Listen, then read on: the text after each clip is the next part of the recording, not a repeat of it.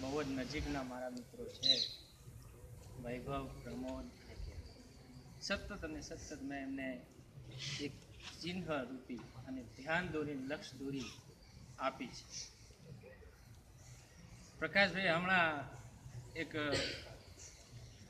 એવું વાક્ય બોલી દીધું કે પ્રવીણભાઈ પાછા આવી ગયા.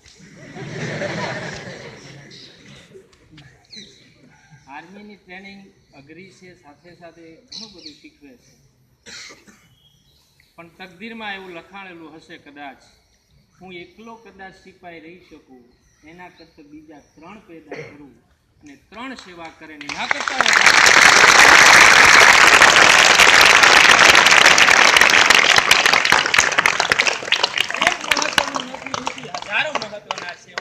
સેવા કરી શકીશ તો ઓછી પડશે, એના કરતા હજારો જણ મહેનત કરે દેશ સેવા માટે, એ મહત્વનું છે, એટલે કદાચ પાછો આવે.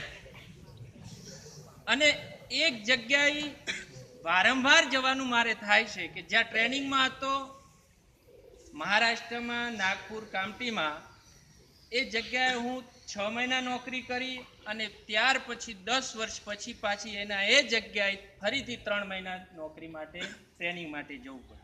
અને હજી લાઈફમાં એના એ જગ્યાએ મારે જવું પડશે. એની સાથે શું નાતો છે મને ખબર નથી, પણ ઈશ્વર જે ઈચ્છતો હોય. એ જે હાઈસ્કૂલના ભૂતપૂર્વ વિદ્યાર્થીઓ અને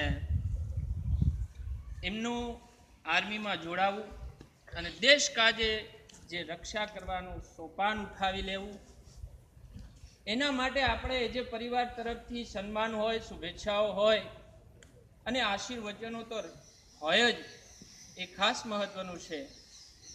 અને ખાલી એ જે પરિવારને ગૌરવ હોય એની સાથે વસો ગામને પણ ગૌરવ છે, ઋણ ગામને પણ ગૌરવ છે. એટલે સાહેબે વચ્ચે એક દોહો બોલ્યા કે જનની જણ તો ભગત જણ કા દાતા કા સૂર, નહીતર રહેજે તું વાંજણી મત ગુમાવીશ નૂર.